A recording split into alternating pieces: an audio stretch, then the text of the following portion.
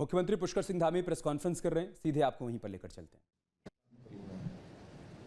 तो थोड़ा सा ज़्यादा लंबा नहीं खींचेंगे, जितनी देर आप लोगों को सुनना होगा उतनी देर ही सुनाएंगे। तो मैं कह रहा था कि हम देवभूमि के साथ साथ वीर भूमि के भी, ये वीर भूमि भी है। और चाहे आतंकवाद कश्मीर में हो या नक्सलवाद छत्तीसगढ़ या मध्य प्रदेश में हो या झारखंड में हो या पूर्वोत्तर के राज्यों में सीमा की सुरक्षा हो, हर या जम्मू या कश्मीर का पत्थरबाजी की घटनाएं हो, आतंकवाद की घटनाएं हो या कोई भी ऑपरेशन चला हो, तो उसमें उत्तराखंड के वीरों ने हमेशा बढ़ चढ़कर भाग लिया है। या कोई भी युद्ध हो, उन युद्धों में भी पहले के समय में कोई घटना होती थी तो निंदा कर दी जाती थी और इतिश्री मान लिया जाता था। अब नया भारत आतंकवाद का जवाब घर में घुसकर देता है, उन्हीं आतंकवादियों के घर में घुसकर देता है।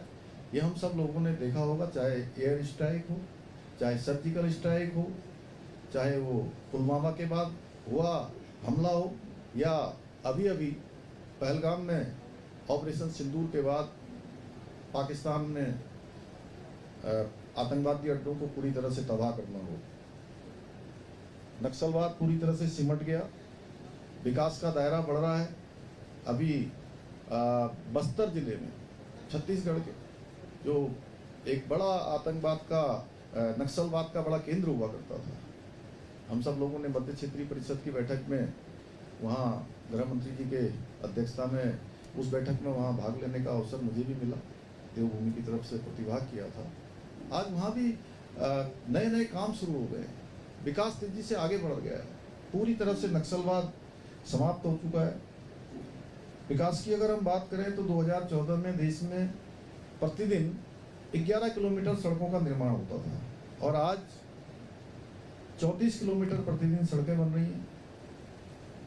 अनेक नवाचार जैसे वंदे भारत जैसी ट्रेनें, अटल टनल, चेनाब का पुल, आधुनिक नए नए रेलवे स्टेशन नए भारत की आज पहचान बन रहे हैं।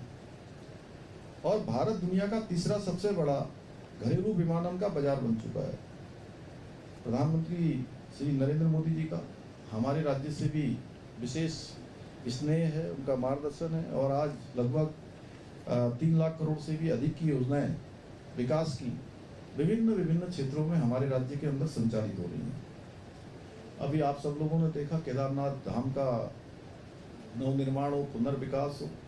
हमको याद करना चाहिए 2013 में जब आपदा आई थी, उसके बाद वो पूरा का पूरा परिसर पूरी तरह से क्षतिग्रस्त हो गया था। आज अगर आप वहाँ जाएंगे तो आपको दिखाई देगा कि किस प्रकार से प्रधानमंत्री मोदी जी के नेतृत्व में केदारनाथ का पुनर्निर्माण का कार्य वहाँ पर संपन्न हो रहा है। चाहे वहाँ तीर्थ पुरोहितों के लिए बनने वाले आवास हों, स्वास्थ्य की सुविधाएं हों या सरस्वती घाट हो, आस्था पथ हो, शंकराचार्य जी की समाधि हो, ध्यान केंद्र हो, उन पर जिस प्रकार से वहाँ आज भव्य केदार और दिव्य केदार बना है। इसके साथ साथ बद्रीनाथ जी का, इधर के दिनों में आप लोगों में से कोई गया क्या? रामानुज गए क्या? बद्रीनाथ कौन गया आजकल? ना अभी मैं बद्रीनाथ की बात पूछ रहा हूँ, केदारनाथ का तो बोल दिया। तो आप लोग जाएंगे तो आपको दिखेगा वहाँ पर कैसा टर्मिनल बन रहा है, कैसा व्यू पॉइंट बन रहा है, कैसा लोगों के लिए पूरा जो है एक मार्केट बन रही है। मैं और अध्यक्ष जी गए थे, कपाट खुल रहे हैं और उसी के बगल में जो हमारा देश का जिसको अंतिम गांव कहा जाता था, माड़ा गांव, प्रधानमंत्री जी ने वहीं से उद्घोष किया था माड़ा गांव से कि अब ये माड़ा गांव देश का अंतिम गांव नहीं होगा, अब ये देश का पहला गांव होगा। और माड़ा गांव से ये उद्घोष हुआ था कि माड़ा गांव और भारत के माड़ा गांव जैसे जो देश के सीमांत गांव थे, वो सारे के सारे गांव पहले गांव होंगे। और वहाँ परिवर्तन देखने को मिल रहा है, विकास देखने को मिल रहा है। माड़ा गांव की मातृशक्ति बड़ी संख्या में हमको मिली और उन्होंने बताया कि माड़ा गांव में अब सारी बहनें लखपति दीदी बन गई हैं, पूरी तरह से 100% लखपति दीदी बन गई है। बद्रीनाथ धाम का पुनर्विकास मास्टर प्लान पर काम हो रहा है। भव्य बद्री दिव्य बद्री का स्वरूप हमारे सामने आ रहा है। वैश्विक आध्यात्मिक मानचित्र पर हमारे राज्य को स्थापित करने का काम उन्होंने किया, चाहे हरसिल मुखवा की यात्रा हो, गंगा के मायके में जाना हो, या सीमांत क्षेत्र आदि कैलाश।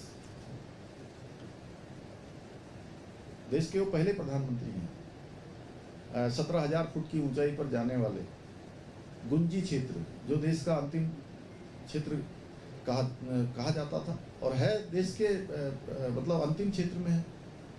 और वहाँ जाने का जो प्रभाव हुआ, जो परिवर्तन हुआ, वो देखने को मिल रहा है कि अब लगभग 50 दिनों के यात्रा में जो आदि कैलाश की यात्रा है, लगभग 40,000 का आंकड़ा छू रही है वो यात्रा। और मित्रों, ये मैं आपको बताना चाहता हूँ परिवर्तन किस प्रकार से होता है। एक समय था कि आदि कैलाश जाने वालों की संख्या सुनील पूरे वर्ष भर मात्र 400-500 मुश्किल से हुआ करती थी, और आज वो संख्या 40,000 क्रॉस कर रही है, और 50 दिनों में। जबकि वहां पर अभी बहुत संसाधन नहीं है, बहुत आधुनिकता नहीं है। हम लोग अब उस क्षेत्र को और सुविधा वहाँ पर बढ़ाएंगे, आधुनिकता के साथ में, विरासत की, हमारी सांस्कृतिक जो हमारे राज्य की पहचान है उसके साथ। 1,000-1,500 लोगों से ज़्यादा लोग अभी वहाँ ठहर नहीं सकते। होम स्टे पूरे के पूरे फुल हुए, पूरा क्षेत्र बदल गया है। अभी हाई एल्टीट्यूड मैराथन का वहाँ पर नवंबर माह में आयोजन किया गया था। इसी प्रकार से हमारी जो ये मलारी का क्षेत्र है, नीति घाटी में भी 1,000 से ज़्यादा, 26 से भी अधिक देशों के लोगों ने भाग लिया है। ये सब हमारी प्रधानमंत्री जी की प्रेरणा से हो रहा है। इन सभी क्षेत्रों पर जाने वाले, वो पहले प्रधानमंत्री जागेश्वर धाम गए, वहाँ जाने वालों की संख्या साल भर में 10 लाख हो गई। चारों धामों में आप देख ही रहे हैं कि 35 लाख का आंकड़ा पहले चरण की यात्रा में हो गया। सारे हमारे होटल हों, चाहे होम स्टे हों, चाहे अन्य चार धाम यात्रा को संचालित करने वाले लोग, स्टेक होल्डर, सभी में बड़ा उत्साह है। बल्कि पिछले दिनों तो हम लोगों के लिए चुनौती बन गई थी कि कैसे यात्रा को हम लोग व्यवस्थित करें। तो अब ये प्रधानमंत्री जी के हमारे राज्य से जो उनका लगाव है, उसके कारण से बहुत हमको हर क्षेत्र में फायदा हुआ है। 4 धाम ऑल वेदर रोड है, ऋषिकेश कर्णप्रयाग रेल परियोजना, दिल्ली देहरादून इकोनॉमिक कॉरिडोर से कनेक्टिविटी में क्रांतिकारी बदलाव आया है। केदारनाथ हेमकुंड साफ रोपे का शिलान्यास, वाइब्रेंट विलेज योजना, सीमांत क्षेत्रों के जो हमारे गांव हैं उन सभी का जिस प्रकार से विकास किया जा रहा है, विकास की नई धारा हर जगह पहुंच रही है। और राज्य में लगभग 2,65,000 से अधिक महिलाएं, अधिक हमारी बहनें, वो मातृशक्ति जो है आज महिला सशक्तिकरण के क्षेत्र में भी एक बड़ा उदाहरण प्रस्तुत कर रही है, लखपति दीदी बनकर। ये हमारे राज्य की जो महिलाएं हैं उनके अंदर कितना कौशल है, कितना उनके अंदर मिशन है, परिश्रम की पराकाष्ठा तक, कितने कठिनाइयों में काम करती हैं, उसके बावजूद भी लखपति दीदी बन रही हैं। SDG इंडेक्स और निर्यात तैयारी सूचकांक में उत्तराखंड को पहला स्थान मिलना हमारी डबल इंजन सरकार की सफलता का प्रमाण है। जिन योजनाओं को कांग्रेस की सरकारों के समय में फाइलों में दशकों तक दबाकर रखा जाता था, उन्हें मोदी जी और यहाँ हमारी डबल इंजन की सरकार ने धरातल पर उतारा है। कांग्रेस के लिए उत्तराखंड चुनावी पर्यटन का विषय रहा है। आप लोगों ने देखा होगा पिछले दिनों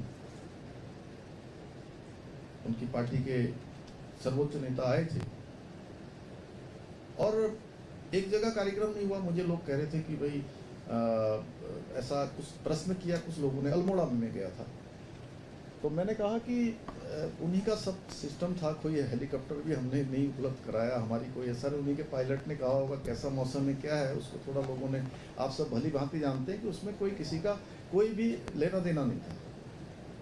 चलिए मैंने कहा, जब उन्होंने मुझे पूछ ही लिया तो मैंने कहा चलिए यहाँ मौसम खराब हो गया था, पौड़ी में मौसम अच्छा था, और चलो पौड़ी में भी खराब हो गया तो देहरादून में तो मौसम में कोई दिक्कत ही नहीं थी, दूसरे दिन ही आना था यहाँ तो इसलिए इन लोगों के लिए चुनावी पर्यटन का विषय रहता था, और प्रधानमंत्री मोदी जी ने इसको आध्यात्मिक और भावनात्मक संबंधों से जोड़ा है, यानी कि उनके हृदय में उत्तराखंड बसता है।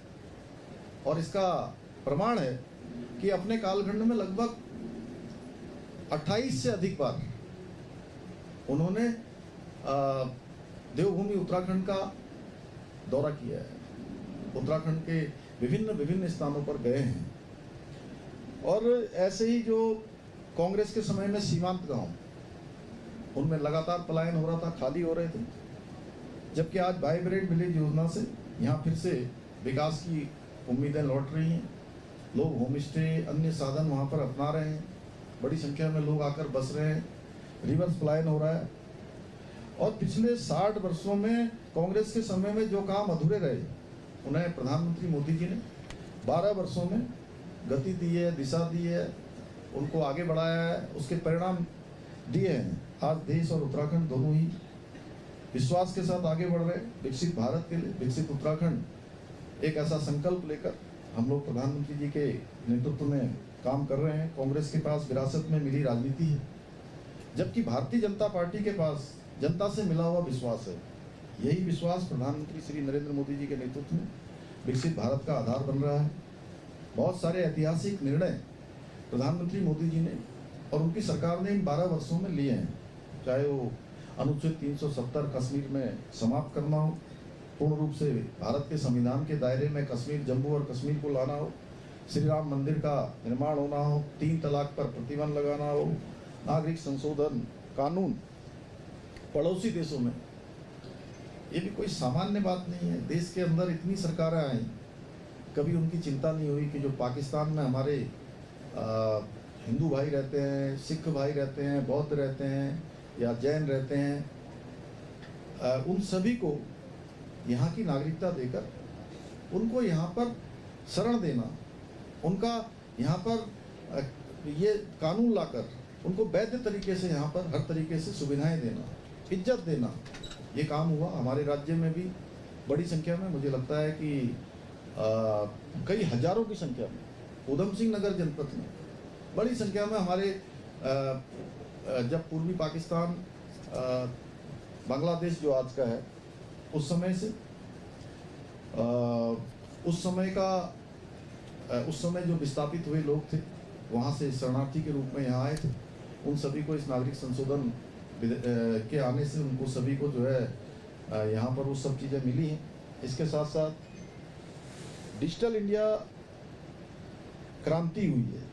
यूपीआई डिजिटल भुगतान आप सब देखते हैं कि छोटा सा छोटा ठेले वाला, रेड़ी वाला, दुकान वाला आज यूपीआई से पेमेंट कर रहा है। कुम्हारों को हम लोग बड़ी संख्या में हम लोग खिलौने खरीदने जाते हैं, दिए खरीदने जाते हैं, देखते हैं उस समय में आज एक कल्चर बन गया और पूरी दुनिया का आज 50% से अधिक डिजिटल भुगतान भारत के अंदर हो रहा है और भारत आज इस क्षेत्र में डिजिटल भुगतान का अग्रणी देश बन गया है। आपके मोबाइल पर तुरंत आएगी ब्रेकिंग न्यूज, स्क्रीन पर सबसे पहले दिखेगी बड़ी खबर, देश दुनिया की हर खबर एक जगह। अब आपके मोबाइल पर तुरंत फटाफट इंस्टॉल कीजिए न्यूज नेशन ऐप और रखिए खुद को अपडेट।